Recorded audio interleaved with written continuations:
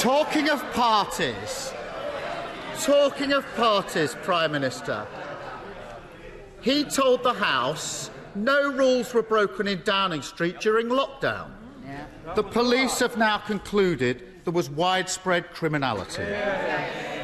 The Ministerial Code says that ministers who knowingly mislead the House should resign.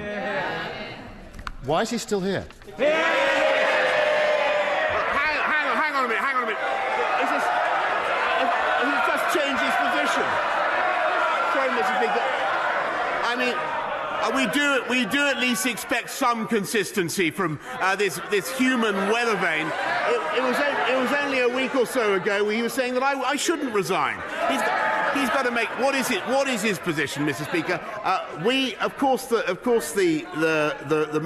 The investigators must get on with their job. But in the meantime, In the meantime, Mr. Speaker, we are going to get on with our job.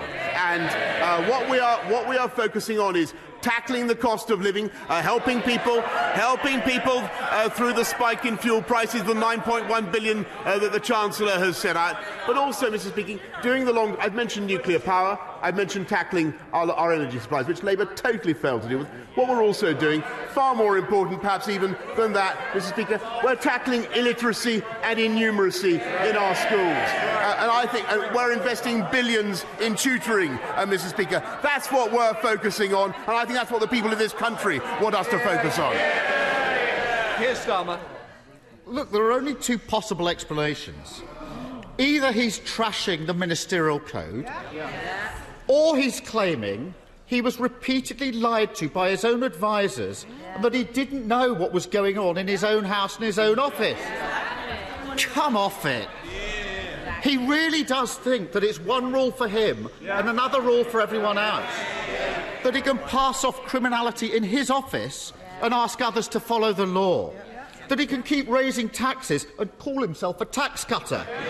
That he can hike tax during a cost of living crisis and get credit for giving a bit back just before an election. When is he going to stop taking the British public for fools? Mr. Speaker, this is the leader of the opposition who would have kept this country in lockdown and made it absolutely impossible.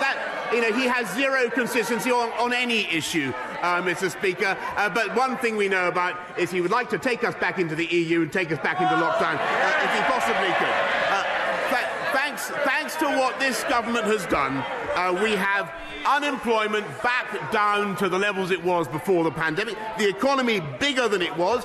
We have record vacancies, Mr. Speaker. The difference between them and us is they want to keep people, Mr. Speaker, they want to keep people on benefits. We want to help people into work. And that's what we're doing in record numbers.